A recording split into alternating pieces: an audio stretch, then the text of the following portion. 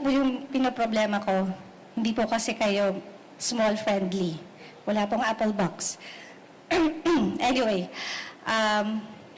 marami pong hindi nakakaalam na ako po ay dati ding miyembro ng Kongreso. For 9 years, I was in Congress before I became mayor. And sa 9 years na yon, naging deputy minority leader ako at naging deputy majority leader din. I am a lawyer by profession, and my background and experience in law and my 9-year experience as a member of the House of Representatives will definitely help should I become senator. I will be looking at my role in the Senate from the point of view of a legislator and a chief local executive. I would like to focus on 3 things: improving and expanding social programs for our people, particularly in health and education, stronger local governments that are resilient and sustainable, thus strengthening our nation's capability to respond to the challenges of climate change. We need to build better social programs primarily in health and education. Sa akin, importante na hindi lang para sa kapakanan ng ating mga kababayan, kundi maging para sa pag-unlad ng ating ekonomiya. Kapag hindi namomroblema ang ating mga kababayan sa kanilang kalusugan, kung hindi nila iniisip kung saan sila kukuha ng pera pambayad sa gamot, pambayad sa doktor, pambayad sa ospital, mas nabibigyang pansin nila ang kanilang pamilya at ang kanilang hanap buhay. Dapat din nating isulong ang isang preventive rather than curative approach when it comes to health dahil sa kalaunan, ito rin ay mas mura. They become more productive individuals and they contribute to the growth of the economy. Yung mga walang kakayanan na bumili ng maintenance medicine, yung tinatawag na poorest of the poor, ay dapat nang bigyan ng libreng gamot. Diyan tayo magsisimula. Isa yan sa mga priorities natin, and we can allocate a portion of our budget or explore private partnerships in healthcare or both. Options. Okay, thank you, ma'am. Okay, Q&A na. Okay, Q&A. Sino? Wait. Ay, Tristan. Kanina pa si Tristan. Sige. Go ahead, Tristan. Use watch. Susunod na siya.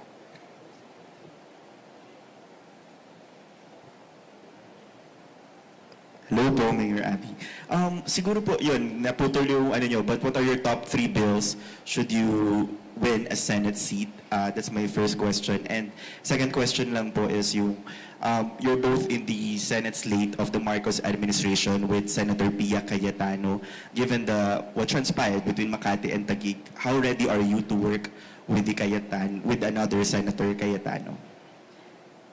Sorry, are you asking about Pia Cayetano or a different Cayetano? Okay. With Pia po, dahil parehas kayo sa Senate slate. So, Yeah. how's your dynamics Yeah, with I've it? already answered that question during the announcement. I have no issue working with Senator Pia Cayetano. And yung top 3 bills nyo po to file? So one is to amend the local government code because marami pong outdated na doon, and to ensure that even at the level of the barangays, there's a sense of accountability and good governance. Number 2 is to help local governments also to have access to funding for their climate actions. Kasi yan yung isa kong advokasya habang tayo ay mayor. And I think we really have to strengthen we have to be more resilient kasi hindi naman mawawala yung bagyo, hindi mawawala ang disaster. And yet it seems that we are always caught flat-footed in terms of disaster preparedness. Next question, Sherry Ann Torres, ABS-CBN. Hi, ma'am. Ma'am, can I just first clarify, you're running under the banner of Nationalista Party or the Alianza? What did you use? No, I'm running under NPC because NPC. the alliance is just an alliance. It is not a coalition party. So I am running under the Nationalista Party. NPC, sorry. Yeah. Since you asked kanina, Tristan, if he's referring to... Which one? Which one? So Yeah. there is a possibility that you will be working face-to-face with the other one in the Senate. So how are you preparing and how are you going to deal with that kind of situation if and when it happens? The answer to that question is we will cross the bridge when we get there. Okay. And another thing, ma'am, your sister has already filed her COC for the Makati mayoralty seat. Si husband ba ay magpa-file din? Yes po, tomorrow. So what's gonna happen, ma'am? Paano yung magiging intramurals? And was this discussed with the family, with your parents especially? There's no discussion. So we will let the people decide. Ma'am, one last point lang, ma'am. Senator Binay said that she does, walang away between you and her. Paano niyo, ma'am, i-describe yung magiging labanan sa Makati between your husband and your sister? I would rather not answer that question. I am running for the Senate, and I think we should let the candidates answer that question when it comes to the local politics in Makati. Okay. Thank you, Sen. Thank you. Ma'am. Jason, SMNI. Hello, Mayor. May we ask for your comment po sa sinabi ni Senator Nancy that you are very qualified as a senator po? Comment? Thank you. What comment do you want? I mean, maybe you have to ask her, why am I qualified? 'Di ba? Parang hirap naman magbuhat ng sariling bangko. Pero it's still for me nerve-wracking to run for a national position. Di ko alam kung mentally I'm ready to run for a position that is national kasi I prefer to be very private, but that's not going to happen. In 2013, my father offered that I run for the Senate and I declined. Simply because I valued my privacy. Alam niyo yun, you live under a microscope, tapos may social media pa, may bullying pa, alam mo yun, parang hindi pa ako ready at that time. So that's the reason why it took me several years to decide to say na, o sige na nga, let's run for the Senate. Ma'am, last question po. Your brother, former Mayor Junjun Binay, said that yung Binay family, yung buong Binay family is very supportive dun sa decision po ninyo na tumakbo sa pagkasenador. But he said he is requesting you na sana ay suportahan niyo rin po si Senator Nancy sa kanyang pagkakandidato for mayor in Makati. Well, I think that is his position.